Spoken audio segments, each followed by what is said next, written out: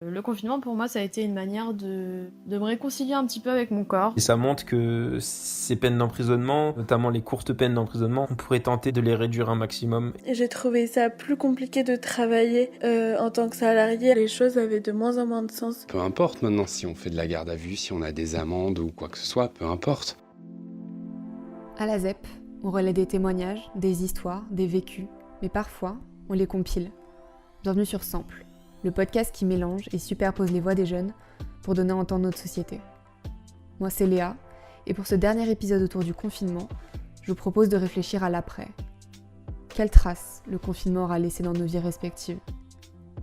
Pour être tout à fait honnête, je suis pas certaine que la mienne sera bien différente de celle que je menais avant.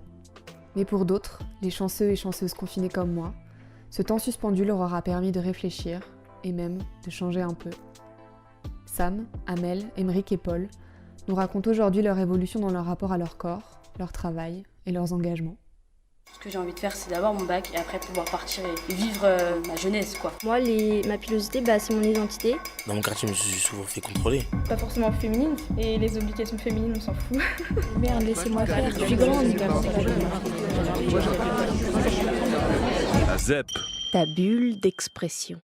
Je suis consciente déjà depuis quelques années que je suis encore emprisonnée dans les injonctions de ce qu'est une femme, dans tout ce qu'on nous a fait croire, tout ce qu'on nous a raconté depuis qu'on est petit, qu'une femme ça doit être féminine, donc ça doit s'épiler, se maquiller, bien s'habiller, être élégante, et puis avoir bien sûr un corps entre dans les normes de ce qu'on appelle la beauté, et voilà.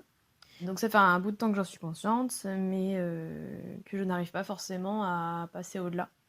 Le confinement, pour moi, ça a été une manière de me réconcilier un petit peu avec mon corps, de le redécouvrir au naturel, avec les poils qui repoussent, avec les cheveux gras, sans maquillage, redécouvrir mon visage au quotidien aussi, sans artifice, sans superficialité. Voilà, de voir mon corps au naturel, et puis essayer d'arriver à le trouver beau, à faire la paix un petit peu avec lui, à le remercier aussi d'être là et de me permettre de faire tout ce que je fais. Moi, je suis salariée dans une association et je suis metteuse en scène.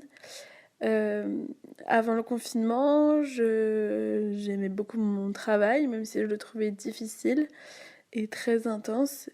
J'avais du mal à me poser, à réfléchir à ce que je faisais et comment je le faisais. Et pendant le confinement, j'ai trouvé ça plus compliqué de travailler en tant que salarié avec une hiérarchie et une contrainte financière. J'avais l'impression que les choses avaient de moins en moins de sens parce qu'il y avait tout un tas de contraintes et qui étaient présentes avant sûrement, mais qui là se voyaient beaucoup plus en fait. Je pense que le confinement, ça a un peu exacerbé ça parce que ça me laissait, moi, plus de temps pour y penser et les échanges, ils étaient faits de manière virtuelle, donc soit par mail, soit par téléphone. Ça rendait les choses plus compliquées à dire, j'ai l'impression.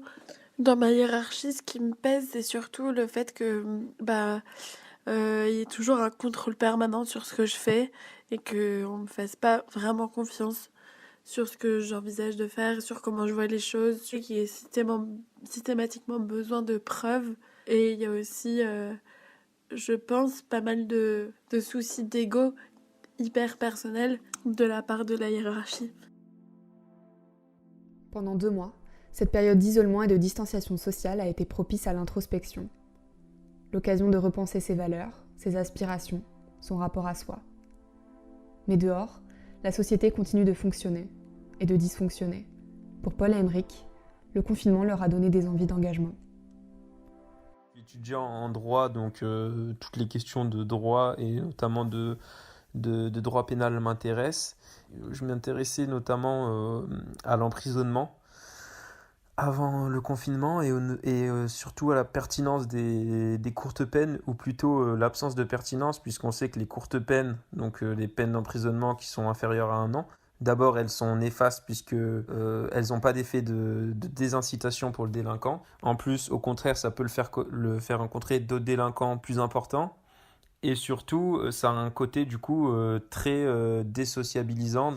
Et là, je me rends compte qu'avec le confinement, tous autant qu'on est, on n'a pas réussi à respecter, je pense, ce confinement, à sortir vraiment avec des attestations, toujours respecter moins d'une heure. Je pense qu'on a on a tous un peu menti dans certains cas, en cochant qu'on allait faire une course ou qu'on allait faire du sport, et puis au final, on allait faire autre chose, voir un ami. Et du coup, je me rends compte que l'enfermement, bon, je le savais déjà, mais l'enfermement, c'est vraiment pas quelque chose qui apparaît naturel pour l'homme. Avec ce confinement, on est même pas enfermé puisqu'on peut sortir, mais voilà, notre liberté, elle est quand même vachement restreinte. Disons qu'avant, j'étais déjà assez engagé politiquement dans tout ce qui était les manifs, etc., au lycée, les blocus, etc., contre une certaine politique. Après, je sais que ça s'est mal passé pour moi pendant une manif, et au vu de ce qui s'est passé ces derniers temps dans les manifestations gilets jaunes, donc les coups de LBD, etc., j'avoue avoir un peu pris peur. Et là, avec le confinement, ça a remis un coup dans la machine, on va dire, de se dire, ouais, mais non, c'est plus possible en fait, il faut arrêter d'avoir peur, il faut y aller, quoi. Oui, le coronavirus, c'est pas dû au réchauffement climatique en soi, mais à l'activité humaine et industrielle. Il faut qu'il y ait tout un tas de changements, je veux dire politiques, économiques, etc., pour que ça puisse avancer. Et en fait, peu importe que ce soit manif ou des moyens de désobéissance civile, c'est plus ou moins la même chose. C'est comment tu luttes, comment tu trouves des moyens de lutter contre un système en place que tu ne veux plus. Peu importe maintenant si on fait de la garde à vue, si on a des amendes ou quoi que ce soit, peu importe. Comment on se prépare à revivre au sortir du confinement ? Comment est-ce qu'on passe de la réflexion à l'action ? À l'échelle de leur vie, ils nous racontent comment ils envisagent l'après. C'est pas gagné, je tiens à le dire. Je ne peux pas faire semblant de dire qu'en 2 mois de confinement, j'ai réussi totalement à faire la paix avec mon corps. Mais en tout cas, c'était un début et une belle re-rencontre avec lui. J'espère qu'après le confinement, ça me permettra d'être un peu moins dure vis-à-vis de mon corps, de peut-être moins m'épiler, moins me maquiller et de moins subir un petit peu les pressions sociales par rapport à tout ce qu'on attend de la femme. Je me rends compte que finalement personne n'a réussi à le respecter, et ça montre que notamment les courtes peines d'emprisonnement, on pourrait tenter de les réduire un maximum. Et du coup, donc, c'est dans ce cadre-là que je pense que je vais m'engager aussi après le confinement. Donc je sais qu'il y a des associations, notamment Génépi, qui viennent en aide aux détenus, et aussi faire des recherches sur les effets des courtes peines. Le fait de relier l'emprisonnement au confinement, ça peut paraître gros, mais ça montre bien, selon moi, que l'homme n'est pas fait pour rester enfermé et qu'il n'y arrive pas. Je trouve que le fait d'être salarié, enfin d'être rémunéré pour faire de l'art, c'est super parce que ça permet de vivre souvent de sa passion. Et en même temps, tout ça, ça met toutes les initiatives sous la contrainte financière et sous la contrainte hiérarchique. Et du coup, ça bride un peu les envies, j'ai l'impression. Enfin, de mon côté, c'est un peu ça que ça fait. Et du coup, pour l'après, je me pose de plus en plus de questions sur ce que je vais faire. Si j'ai toujours envie d'être salariée,